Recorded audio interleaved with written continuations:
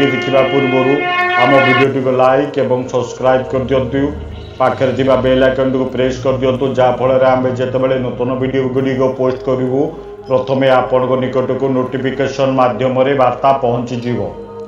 दर्शक बंधु आज मु आपण पर एक विशेष वीडियो प्रस्तुत करने को जाऊँगी।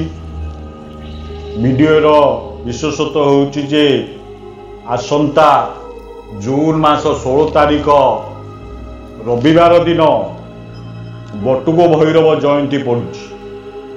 से बटुक भैरव जयंती दिन जदि आपण प्रभु श्री बटुक भैरवंकर साधना करती ताले आपणकर बहुत उन्नति हम। ये बटुक भैरव साधना मु पिला दिनु करि आसुछि, जप आज पर्यंत भी मध्य करुछि। कारण मोर प्रत्येक वीडियो जहाँ मु छाड़ुछि सब प्रमाणित मु निजे करिछि, आपन को करिया को परामर्श मध्य दउछि। आ द्वारा बहुत लोक उपकार मध्य पाइछन्ति। चलतु जानिबा बटुक भैरव किए। पौराणिक जुगरे आपद नामक एक राक्षस बहुत उत्पात कला। वरदान पाई से देवता मान को बहुत बहुत हैरान हरकत कला, बहुत अत्याचार कला। जा फल सबु देवता माने एकाठी होई देवादिदेव महादेव पाखक गले। सी आशीर्वाद पाइतिला जे 5 वर्षर बालक हाथरू तार मृत्यु हम, ताकू कई मारी पारिबेनी। से समय तत्क्षणात कौन कले महादेव एक 5 वर्षर बालक रूप में आविर्भाव हेले। तांको नाम बटुक दियागला। से बटुक भैरव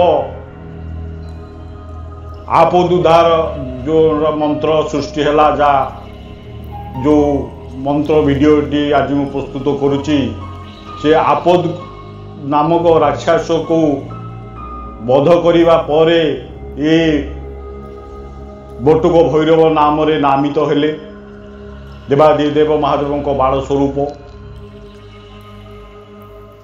ए वीडियो रे मु आपन को पूजार विधि अति शीघ्र जनाऊँगी। कारण 16 तारिख रविवार आउ 2 दिन पर पड़ो। तेणुक आपण भैरव बटुक भैरवंकर फोटो मो वीडियो स्क्रीन रू स्क्रीनशॉट नहीं जातु, जंत्र को स्क्रीनशॉट नहीं जातु, ताकू लामिनेशन करनियंतु, यथाशीघ्र साधना करंतु। कारण भैरव जयंती दिन जदि आपण साधना करिवे 21 दिन रे सिद्धि होइथाय। अन्य दिन जदि करिवे आपण 1-4 दिन लागिवो, 1,00,000-1.5 लाख जप करिया को पड़िवो। तेणुक आपण यथाशीघ्र 16 तारिख जो पड़ुची जून मास 16 तारिख रविवार दिन रात्र 8टा समय रे आपण प्रस्तुत हो जातु साधना करिया पाई। मोर दर्शक बंधु मु ए वीडियो अति व्यस्त होई मु आज प्रस्तुत करुची। आपण माने उपकार होंतु, उपकृत होंतु, आपणकर उपकार लागू। जानिबा जे साधना कले की उपकार मिले। ज्योतिष शास्त्र अनुसार राहु केतु जदि आपणकर जन्म कुंडली रे किछि खराब दृष्टि थिबो, ताले जदि आपण बटुक भैरवंकर जदि दैनिक 108 बार जप करिवे, ताले से राहु केतुर प्रभावटा संपूर्ण भाव में कटिଯିव। जो मानकर राहु केतु चलुची से मानकर मध्य राहु केतु दोष कटिव, मान सम्मान बढ़िव। जो मान शत्रु वृद्धि होउची से मान शत्रु मध्य स्तंभीभूत हो जिवे। कारण बटुक भैरव ही शत्रु दमन करिया पाई का ही जन्म होइतिले। चलतु डेरी न करी ये साधना किपरि करिवे, कौन करिवे ता विषय आलोचना करिबा।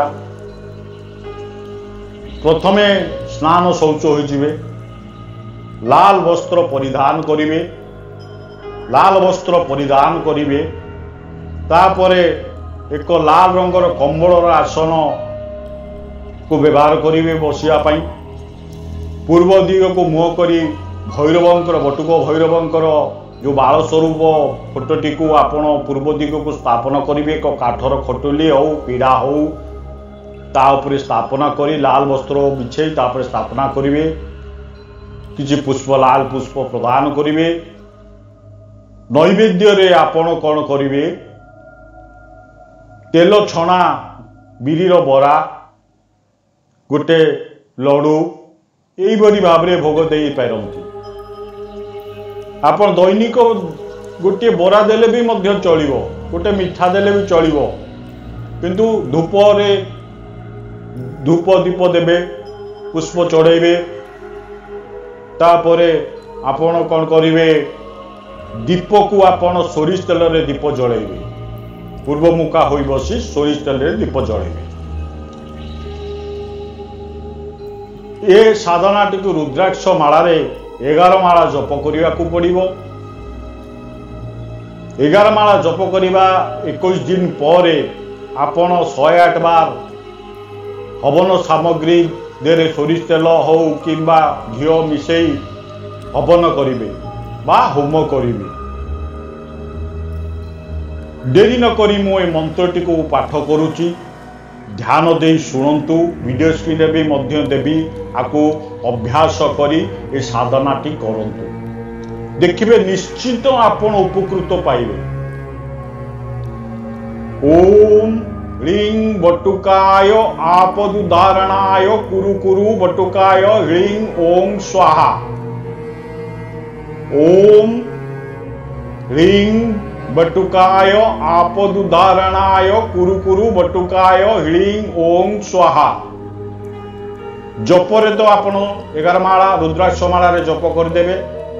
तापरे जो दिन होम करिवे सेही दिन हवन सामग्री घी मिसई बा सोरिष तेल मिसई जो होम करिवे से समय रे एई भडी भाव रे करिवे। विषी आंगुठीटा लगेबेनी। ओम ह्रीं बटुकाय आपदुदारणाय कुरु कुरु बटुकाय ह्रीं ओं स्वाहा इदं स्वाहा।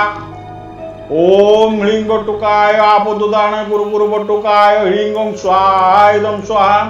एई भली भाव रे 108 बार होम करिवे। कला परे आपणकर मंत्रटी सिद्धि हो जिवो। मंत्र सिद्धि हला परे दैनिक आपण सकाळु स्नान शौच होई पूजा घरे हो बा कार्यस्थले हो गाड़ी भी मध्य चलाऊ थांतु। समय जदि अभाव अच्छी आपण जदि गाड़ी भी चलाऊ थांतु आपण एई मंत्रटी को जप करी चलीथिबे देखिबे आपण को कौनसी विपद आसीबनी। ये स्वतसिद्ध प्रमाणित होईची मो जीवन काल भितर मो पिला दिन ए मंत्र जप करी आसुची। दर्शक बंधु ए साधनाटा करी मते जणेबे कमेंट बॉक्स रे आर उपकारिता विषय रे आउ अधिक कौन साधना दरकार आपणकर मते जणांतु मु आपण को जेमिति हेले भी जो उपाय रे भी आपण को से साधना टिके आपण को देबी। शेषर मोर नमस्कार नेबे। जय माता जी।